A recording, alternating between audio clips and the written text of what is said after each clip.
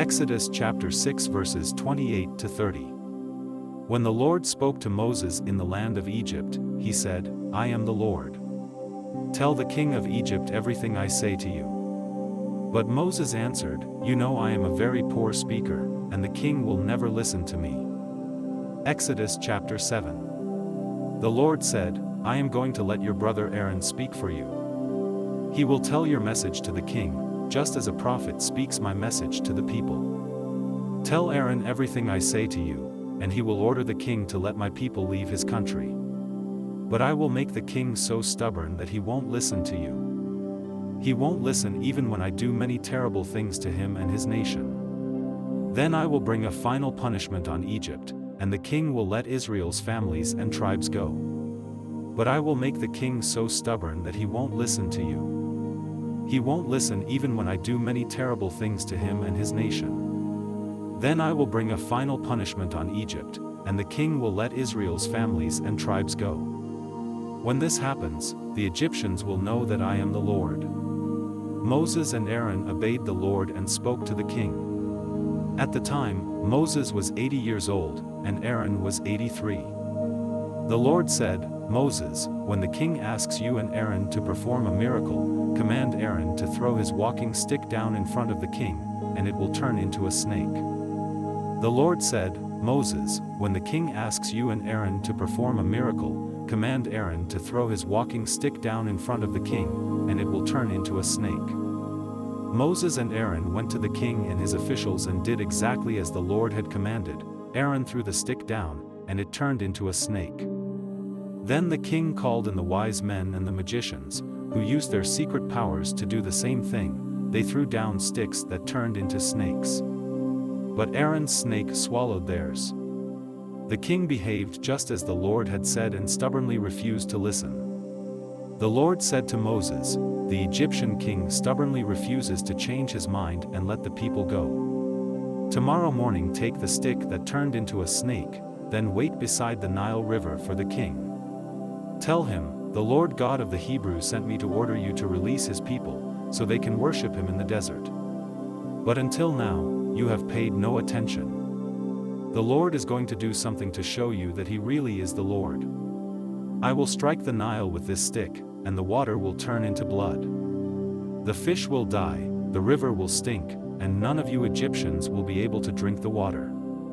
Moses, then command Aaron to hold his stick over the water. And when he does, every drop of water in Egypt will turn into blood, including rivers, canals, ponds, and even the water in buckets and jars. Moses and Aaron obeyed the Lord. Aaron held out his stick, then struck the Nile, as the king and his officials watched. The river turned into blood, the fish died, and the water smelled so bad that none of the Egyptians could drink it. Blood was everywhere in Egypt. But the Egyptian magicians used their secret powers to do the same thing. The king did just as the Lord had said. He stubbornly refused to listen. Then he went back to his palace and never gave it a second thought. The Egyptians had to dig holes along the banks of the Nile for drinking water, because water from the river was unfit to drink. 7 days after the Lord had struck the Nile. Exodus chapter 8. He said to Moses, Go to the palace and tell the king of Egypt that I order him to let my people go, so they can worship me. If he refuses, I will cover his entire country with frogs. Warn the king that the Nile will be full of frogs, and from there they will spread into the royal palace, including the king's bedroom and even his bed. Frogs will enter the homes of his officials and will find their way into ovens and into the bowls of bread dough. Frogs will be crawling on everyone, the king, his officials, and every citizen of Egypt. Moses, now command Aaron to hold his stick over the water. Then frogs will come from all rivers, canals, and ponds in Egypt, and they will cover the land. Aaron obeyed, and suddenly frogs were everywhere in Egypt. But the magicians used their secret powers to do the same thing. The king sent for Moses and Aaron and told them, If you ask the Lord to take these frogs away from me and my people, I will let your people go and offer sacrifices to him. All right, Moses answered. You choose the time when I am to pray for the frogs to stop bothering you, your officials, and your people, and for them to leave your houses and be found only in the river. Do it tomorrow, the king replied. As you wish, Moses agreed. Then everyone will discover that there is no God like the Lord, and frogs will no longer be found anywhere, except in the Nile. After Moses and Aaron left the palace, Moses begged the Lord to do something about the frogs he had sent as punishment for the king. The Lord listened to Moses, and the frogs died everywhere, in houses, yards, and fields. The dead frogs were placed in piles, and the whole country began to stink. But when the king saw that things were now better, he again did just as the Lord had said he would and stubbornly refused to listen to Moses and Aaron. The Lord said to Moses, "Command Aaron to strike the ground with his walking stick, and everywhere in Egypt the dust will turn into gnats." They obeyed, and when Aaron struck the ground with the stick, gnats started swarming on people and animals. In fact, every speck of dust in Egypt turned into a gnat. When the magicians tried to use their secret powers to do this, they failed, and gnats stayed on people and animals. The magicians told the king, "God has done this." But, as the Lord had said, the king was too stubborn to listen.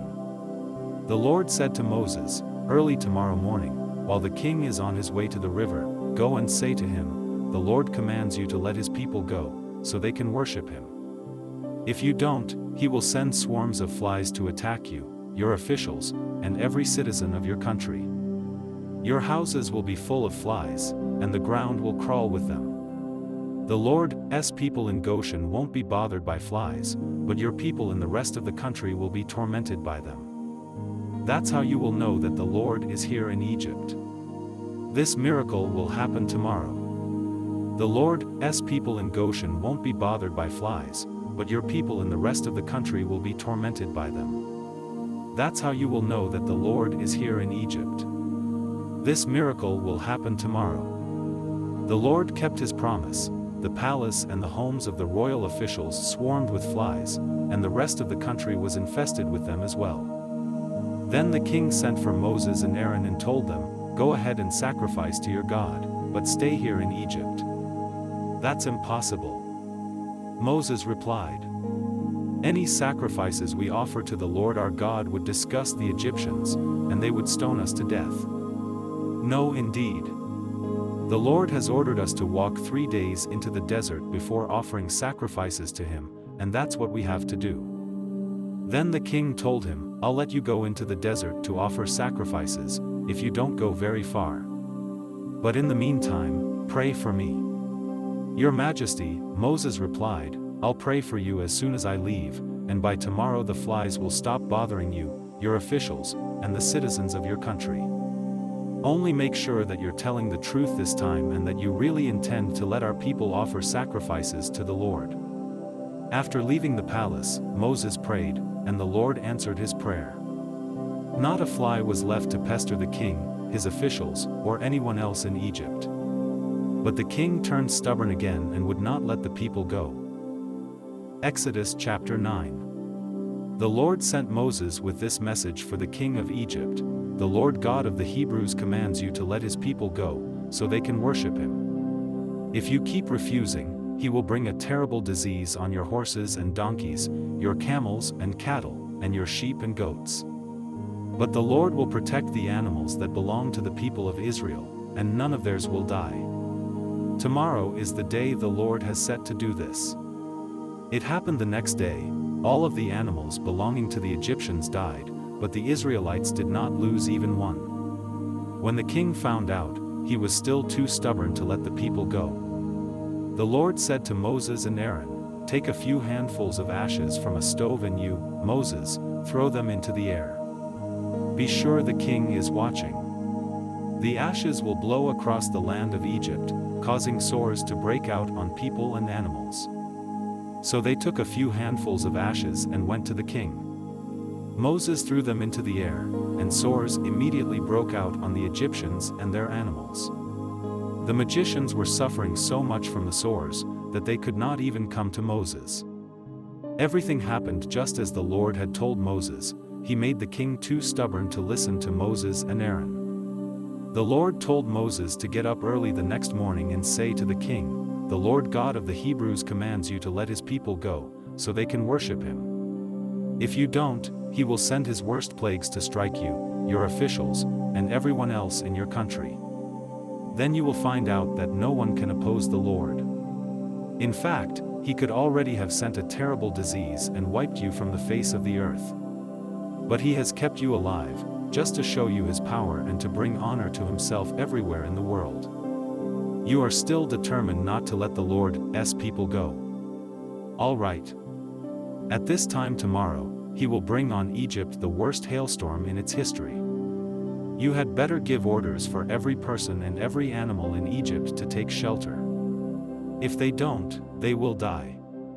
Some of the king's officials were frightened by what the Lord had said, and they hurried off to make sure their slaves and animals were safe. But others paid no attention to his threats and left their slaves and animals out in the open. Then the Lord told Moses, "Stretch your arm toward the sky, so that hailstones will fall on people, animals, and crops in the land of Egypt." Moses pointed his walking stick toward the sky, and hailstones started falling everywhere. Thunder roared, and lightning flashed back and forth, striking the ground. This was the worst storm in the history of Egypt. Moses pointed his walking stick toward the sky, and hailstones started falling everywhere. Thunder roared, and lightning flashed back and forth, striking the ground. This was the worst storm in the history of Egypt. People, animals, and crops were pounded by the hailstones, and bark was stripped from trees.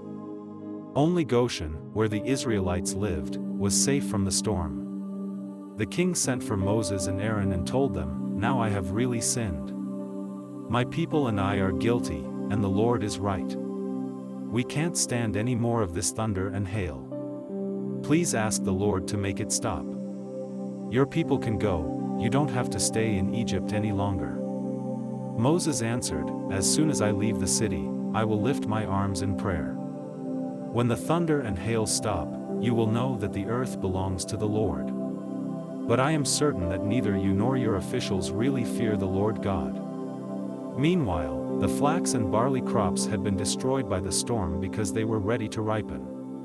But the wheat crops ripened later, and they were not damaged. After Moses left the royal palace and the city, he lifted his arms in prayer to the Lord, and the thunder, hail, and drenching rain stopped. When the king realized that the storm was over, he disobeyed once more. He and his officials were so stubborn that he refused to let the Israelites go. This was exactly what the Lord had said would happen.